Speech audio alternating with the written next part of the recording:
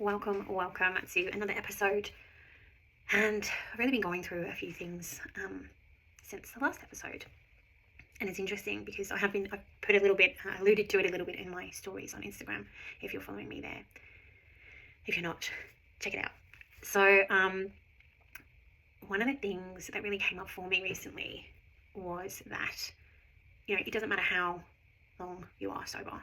As we know, it's a day at a time, and I really love that saying. I do love that saying. It's a day at a time, because it doesn't really matter how long sober you are, how many years up you've got. You still need to do the things. You need to do all the things. You still need to do all the things to maintain your emotional sobriety, to maintain your sanity, to continue relationships. And one thing that happened for me, and I think this has been a long time coming. This isn't just, an overnight thing where it just popped up and everyone was, I was a bit like, oh, where did this come from? This was a long time coming, and I know that because and I'm sure you're going to resonate with me on this one, I did have to go back through a couple of messages in the old Facebook Messenger world, and because I recalled something that had come up for me and how that was handled, and I went back and I had a look, because I know that things can get really distorted, right, as we're moving through everything. However, because of specific traumas and things that come up and all of that, it can get a bit skewed. Stories can come up, and they might be stories or memories that we've kind of maybe have come out of context a little bit. Everything that I'm going to say here is my experience, and the reason I'm sharing it is because I do feel like there could be people out there that resonate with this, who are in sobriety, because again, it just goes to show that it is a day at a time, and it doesn't really matter. Like, yes, celebration of how, another year of sober is obviously celebrating ourselves is like huge, and there's no denying that, and there's no sidestepping or bypassing actually that getting another year up is a really beautiful thing and a wonderful thing, and it should be celebrated. However, when we do go back to that emotional sobriety piece, like, that's the part that that can get a little skewed, right, with it, when we go back and we go, oh, I don't really know whether that was the truth then. Anyway, let's get back to what I really want to talk about. What I really want to talk about is fucking grieving those past relationships. So I then have very recently, I don't think I spent any time grieving it, right, because what happened was we went into, so stopped dating this guy, that was okay. I was still hanging around with these people because I it doesn't matter how far it is in your face, and I say this all the time to women who come to me about this. It does not matter that it's right slap bang in your face, and everyone's saying to you, not that I had this, but everyone's saying to you, oh, that person's a narcissist, they're horrific, they're horrible, do you know what they're doing? I mean, I'm sure, I think by this point, if somebody had come up to me and said, do you know what they're doing? And told me, I would have believed it because of everything else that had been happening. It would have made complete sense. But because I'd really put my trust once again into these people, and I just thought, honestly, I thought that there was a lot of mental illness. I thought people were depressed or anxious, and I think they were. Like, I don't know who am I to judge on them on that. However, I still had to grieve all of that. I had to grieve a life that I thought I was living, and I think that's the biggest part. When I see clients or women who ask me this about this kind of thing, is like, but why? Like, this is the biggest thing, right? I thought I was over that. No. There are nuances. There are layers. Thinking that you're over something is like, I think there's a little bit of ego coming in there, right? And I love it. I love the fact it's like, yes, I'm over this. I'm over it. And I think there is an essence to that. I think you can become over something. But allowing yourself to think, doing, therapy once or twice on something, and then a year later, that thing comes back up and you're like, oh, I thought I was over this, is, that would be remarkable. What I think happens, certainly in my experience, is that we liberate. That's the word I love to use, is we liberate it. We let it know. Oh, we see you. I know that this is a thing. I know that this comes up. I'm liberating this part of me. I'm letting it know that I see it. I acknowledge it. What can I do about it? I can try and heal it. Having an expectation that we've healed that part is, it can be quite dangerous, because I think what happens is when it comes up again, or if it ever comes up again, I'm not saying that these things will always come up in your life. What I'm saying is, just understands that if it comes up again, it's okay. There's a part of us that is deeply disappointed because we feel like we've taken a step back, but that's not true. It's not true at all. The fact first starts, the fact that you are well aware of what it is and why it's there is incredible. It's an incredible part, like knowing yourself, right? So if you're on a healing journey, or if you're, when you're in sobriety, you're feeling that like, oh, why am I feeling like, I'm pretty sure I've done inventory on this a million times, or I'm pretty sure I worked on this like 6 billion times, like why is it still coming up for me? Because it is. Because there's still a lost part, there's a fragment that needs to come back, and that's okay. Maybe there's a different way of learning for you. Maybe it's about dating that guy for the 6th time that is no good for you. Maybe it's about having that conversation with that woman. Again, about the same thing. And this is, I find myself doing this, and I have an incredible network of friends these days that I trust wholeheartedly. They go through a process with me, bless them, every few months, where they allow me to speak about these things that come up, and they're wonderful, wonderful people. And I'm in the process of finding myself a beautiful therapist. I think I've got one, but I still need to have that search for the right one that feels good for me. And so, however, it's always good to have a chat with your mates, with your friends, to be able to talk about this stuff. And there's a particular friend that I fucking adore with all of my heart. I mean, I adore all of them. This particular one, she holds space for me, and it's incredible because we used to spend a lot of time together in an environment that was not healthy at all. And it's just so beautiful to be able to say, people, be able to say to her, and mention names of people, and she can go, yeah, I know. And it's like, it's really good. It's really helpful. So getting back to this point of like really feeling liberated, and feeling a sense of, I guess we just feel like, we've gone back a step. And I think there's a part because we don't actually grieve. We don't actually go through a grieving process necessarily. Sometimes we hit anger, and that's it. We stay at anger, and we don't move anywhere else. And we can do all the inventory, we can do all the, rage processes that we want. And yeah, I think there's going to be a release. There's still that grief. And it's the grief of not necessarily losing them. It's the grief of what you kind of thought you had. And so that's this little journey that I've been on, is exactly that. So I spent some time with me. And I do, I spend time with myself a lot anyway, but this was in a much different way. This was in a, I kind of gave myself a full day, a full couple of days actually. It was over 3-4 days. And it was like my little retreat space that I created for myself to be able to step into a wonderful space to grieve. And what came up was incredible. And so I want to share with you the process I went through. If you've heard my other podcasts or seen or heard me before, or seen anything I do on Instagram or anything like that, you'll know that I work somatically, and I love working with the body in a way because it just feels so good. I don't have to go into my head. I don't have to retrace the stories. I don't have to do any of that. I don't have to visualize the people. I don't have to see them if I don't want to. I just feel in my body where it feels the most pain. And for me, in this particular space with the grief, it actually went all the way from my throat all the way down to my womb space, into my belly. And it was just this big, long feeling. And I sat with that. So I worked with that somatically. And that looked like, now stay with me if you've never done any somatic work. But I just want to describe to you what this can look like. So bearing in mind, what happened was we'd gone into lockdown, right? So I was, still seeing these people. We went into lockdown, and we were still seeing each other, and it was still a lot of fun. And then everyone kind of drifted off. Some people started unfollowing me, and all of the things, right? So,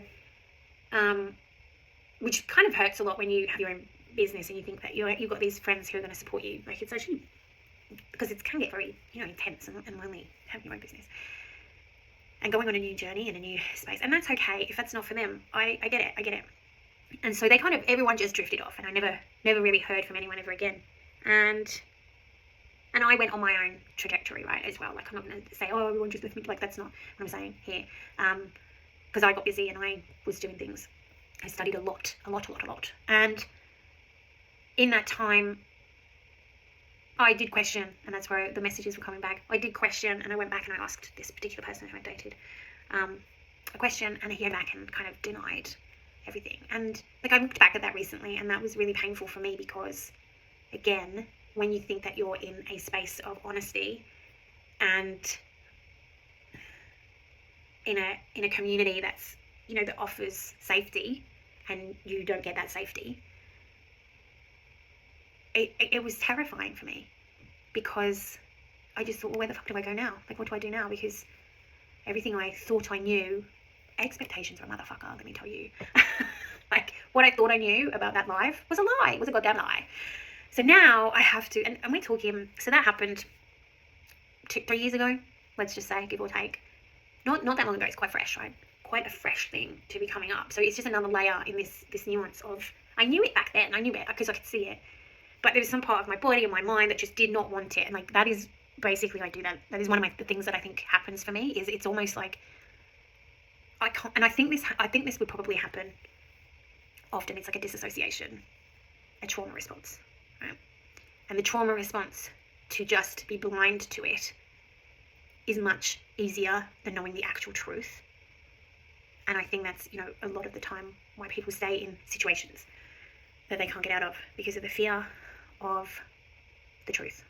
The fear of the truth and the fear of the people or the person. Because that to you is safe. Being outside of it is unfamiliar, therefore it's not safe. And that's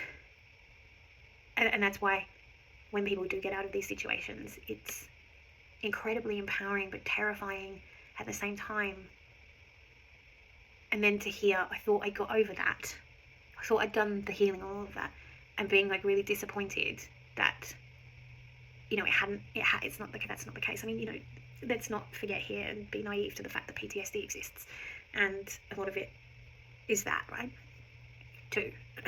I think that gets minimized. That something that feels small and insignificant. The reason why, it's because that's it. A lot of survivors don't realize they're survivors. They don't. They have no clue, because they needed to get out, or something pushed them out, and they move on. But they actually still don't really sometimes identify themselves as that. And it could be because they haven't dealt with it, or they don't feel like they're healed.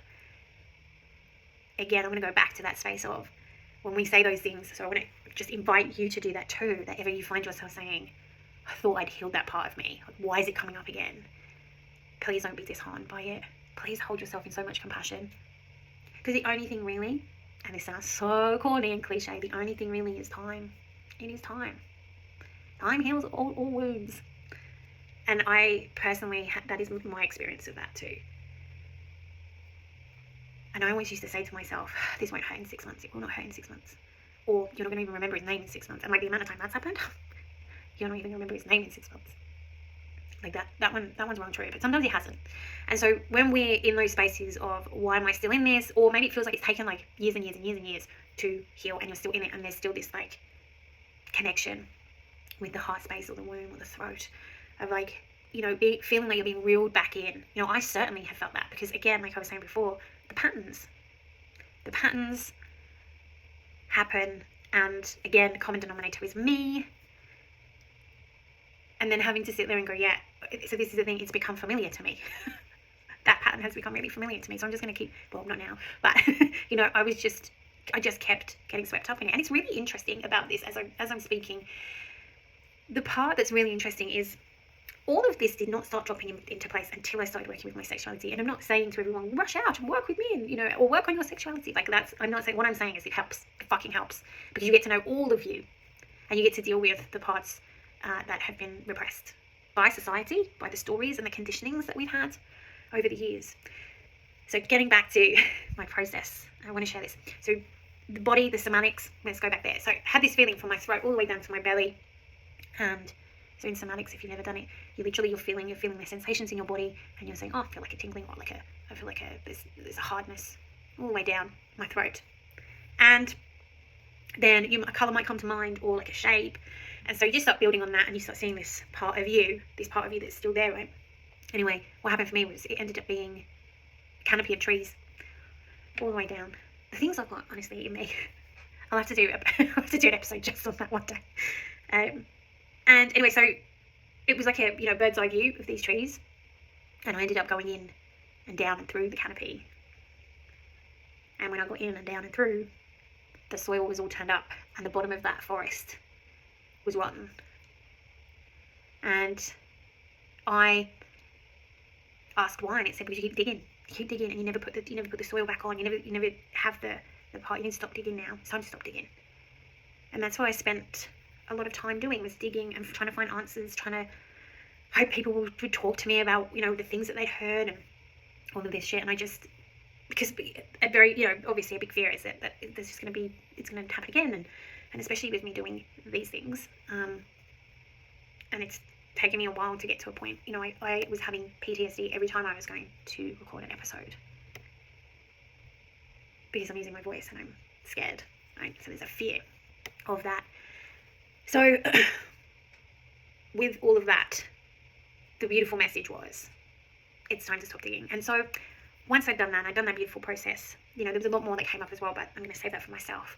And so I found a heap of evidence that I had, and I moved it away, so it was no longer in the vicinity of me, so it couldn't keep reminding me of all of the things. So I've moved that, and I have removed it from where I live. And then I decided to do a juice cleanse, because it is said that our liver holds resentment and anger and rage. And I was clearly feeling all of that too. So I did a liver detox. But not only that, like I'm such a big, like I love talking about the lymphatic system as well. Like I love talking about the vagus nerve. Or, you know, you may know that already. But I also love talking about the lymphatic system. And the lymphatic system, to me, is, you know, you're holding on to these stored, like stored memories that are in your body. Hence the reason why I know I can go here and here and here, because I still feel the pain from that. I still feel that in my body. So my body's still holding on to shit, right? So the lymphatic system is a great way for me to feel like I'm flushing out my system. And as I'm doing this liver detox, I'm also thinking about these fucking things, these stories, these relationship entanglements that I've had just dropping away from me physically and energetically, and allowing it to just leave me. Will this stop and ever come back again? I mean, I'm sure this will come up again. I'm sure it will. But this is one layer, right? This is one layer of me getting to the root cause. And I love that, because obviously that's what I was seeing in my body, seeing the trees and the roots and all of that. So we can go to the root cause every single time in a really soft and gentle way. We can do that. Allowing yourself to be okay with not being okay with the thing that you thought you had got rid of or let go of is really essential to allowing yourself to sit in compassion and forgiveness for self as well. Now I know that there's, you know, parts that we shouldn't be looking back and doing all of that, and we really shouldn't, but sometimes that's where our head takes us, unfortunately. So I did that. So I did the liver detox. It was a 3-day juice. I'd love to do more. It was a 3-day juicing liver cleanse. I did that, and then I did a grieving process where I held myself in that space, and then I did a liver detox juicing kind of at the same time, so that overlapped. And then once I did all of that, I went and had a lymphatic massage. And I'm now going to continue doing that myself, and giving myself a massage, self-massage, and just basically seeing what arises for me. I also purged too, and I mean, like, I allowed sound and movement to come from my body, however it wanted to come. And it's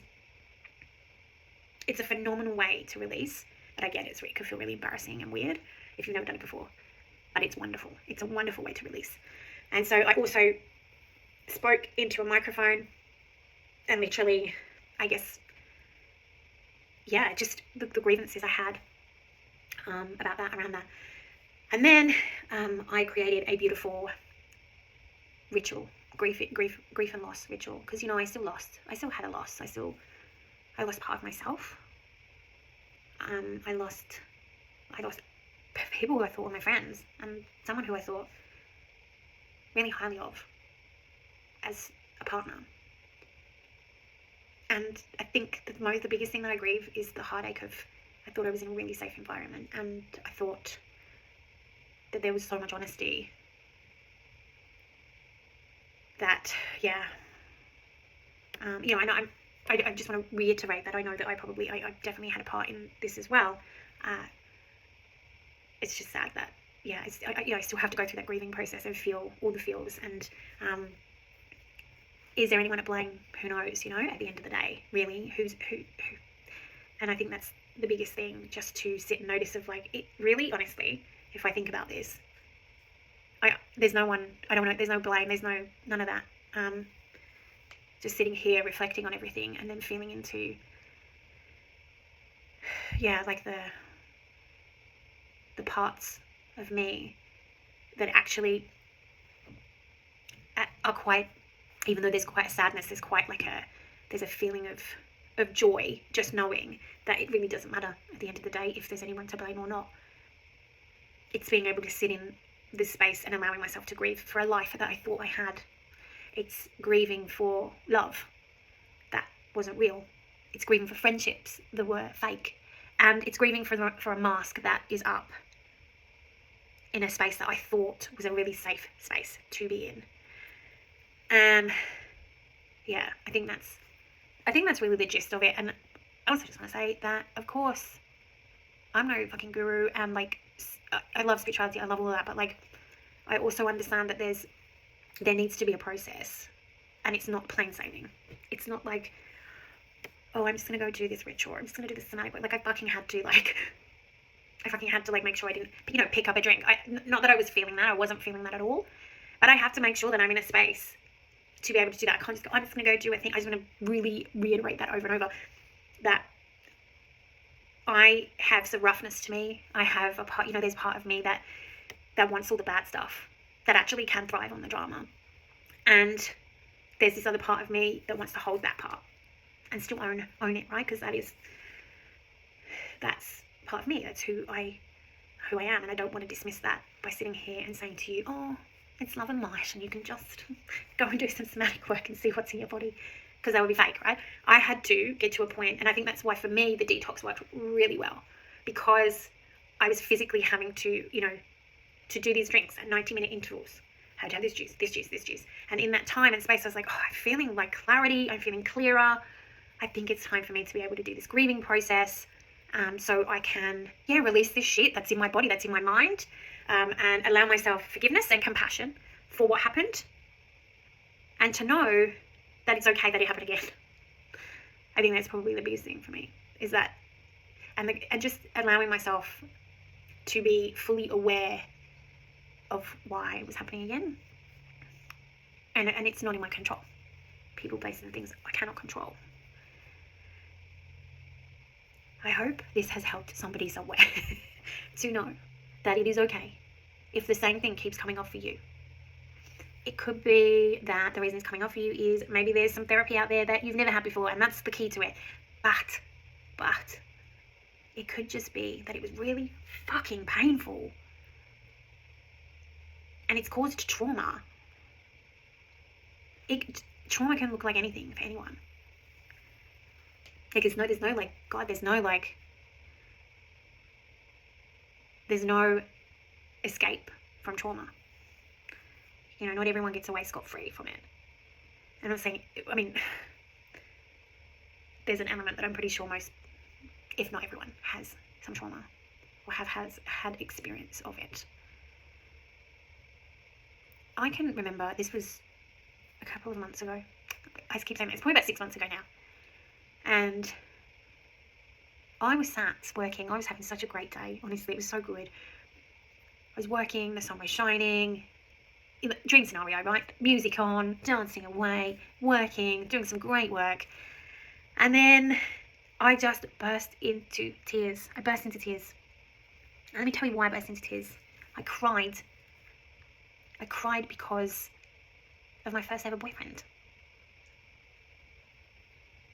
I cried for 15-year-old Eve. Actually, this wasn't my first ever boyfriend. I'm just realising that now. Let's just say, I cried for 15-year-old Eve that day. I cried for the boy that was in her life at that time, who she dated until she was 21, 22. I cried for that relationship because I realised I had never, ever, I cried, don't get me wrong, gosh, I cried a lot during that whole relationship. I spent more time unhappy than I was happy, which is really sad, really sad. And I cried for her because I had never, and him. There were things, look, it's a very convoluted story yet again, but it's connected to the one that I just told, right? There's a big connection there. And I cried for that relationship because I had to, because I had never cried for it before. I'd only ever been angry. And self-indulged with it. I'd never looked at the falsity of that one either. And when I actually stood back and saw the falsity of it, the masking yet again of the illusion that was in my head of what was actually happening, it made me so sad. But you can only do that when you're ready. And I think I spent 2 days actually probably really taking it in, and feeling into it. But that, I'm 42 now. And I was still having to grieve and cry for that part of me that never got the opportunity or never did that, never really thought about doing it. It wasn't something that I'd ever considered. I had other things to think about and mull over in this noggin that felt like it took precedence over that. And I think that's what can happen, right? We get sober, we're in recovery, and lo and behold, out of the blue, Bob comes up from 99, and I'm like, what the fuck is this? But what's great about that is that is a relationship in recovery. We actually get to see it for what it is, instead of what we have to deal with, using alcohol and drugs to just bypass, minimize, let's not look at it. We get to actually be okay with it, and if it comes up again in life, you get to fucking feel it. As much as, just think about the double-edged sword with that. That even though it's this relationship that was so dodgy and fucked, that was fake, and or maybe not, right? Maybe it was super loving. I'm just going off my experiences. Maybe it wasn't. Maybe it was super loving. But having the ability to be able to then hold yourself in that, or at least seek someone else to be able to hold you in that space, to be able to say, yeah, it was fucked. Oh my god, it was so loving, and I get to now I get to feel it. It is a double-edged sword, because there should be some joy that you get to sort of experience that, but also it can be painful. However, allowing yourself to know that it's okay to acknowledge that part of you, that younger version of you maybe, is sensational, is out of this world. It is sublime to have the ability to know what's up. Or even if you don't know what's up, you know that there's a part of you that's really desiring to be held in loving compassion and grief and loss of something. And I think, the more sober I get, the more experiences I'm having of that, and actually become really joyful to me, of being able to look back and say, at the time I thought everything was great, and it's me now looking back at her, and just, I wouldn't be here, right? I wouldn't be doing this if I hadn't have had all the experiences. And I know that sounds really, again, corny, but it's the truth. There's no way I would have studied relationships. I would never have studied love and sex. I would never have studied any of this stuff had I not had all of the experience that I had and wanted to heal. So I'm very grateful for that. So, looking for the gratitude in it too. But I do want to say, out of all of that, is that just grieve what you need to grieve. Just grieve what you need to grieve. And if, nobody needs to say it's going to be okay, and, that was back then. It's like, fuck you, but I'm feeling it now, because that's what happens. I get to feel now. I get to fucking feel, and now I'm feeling it. But yes, having beautiful processes in place for you to do that. And I'm going to make my resource page available, actually, so you can go have a little drop in with that. There's some beautiful meditations and resources and things like that you can find on that page. It's a little, I probably need to update it, but it's been there a while. But there's a few beautiful, really, really lovely things. Some may feel a bit woo-woo. Some may feel, there's a beautiful meditation. Go check that out if you want to. It's incredible. And and just being able to hold yourself in grief and loss, and acknowledging that, allowing yourself to be in a space of, if I feel something and it's from something something's popping in my head again, or of course, don't get me wrong, if you keep getting reoccurring flashes, then I would definitely suggesting a trauma expert with that. So just allowing yourself to notice the grief that you hold, and just hold yourself in so much compassion and love. That's the thing I really want to offer here. And you're like, how the fuck do I do that? The fact that you recognize, this is the one thing, right? The fact that you recognize what's happening for you is love in itself. Because, speaking from my own experience, and I'm sure others can resonate, we never used to fucking do that. We never used to get to a point of recognizing, because we'd be fucking drunk. We wouldn't get to a point to feel ourselves and hold ourselves in that love. So knowing that you're not picking up is that sign of love. And then hold yourself in that compassion whilst you do it. Of like, I just have to give myself this compassion. Just for a little bit. Just for a little bit. This is not ego. We're not talking ego. We're talking compassion. Different. Very different. So compassion is being with self.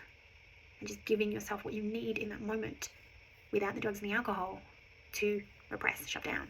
Allow yourself to be in it and feel that. And experience. And do the inventory and do all of the things. Speak to whomever it is you need to speak to. Well, my loves, I feel like I've spoken a lot today.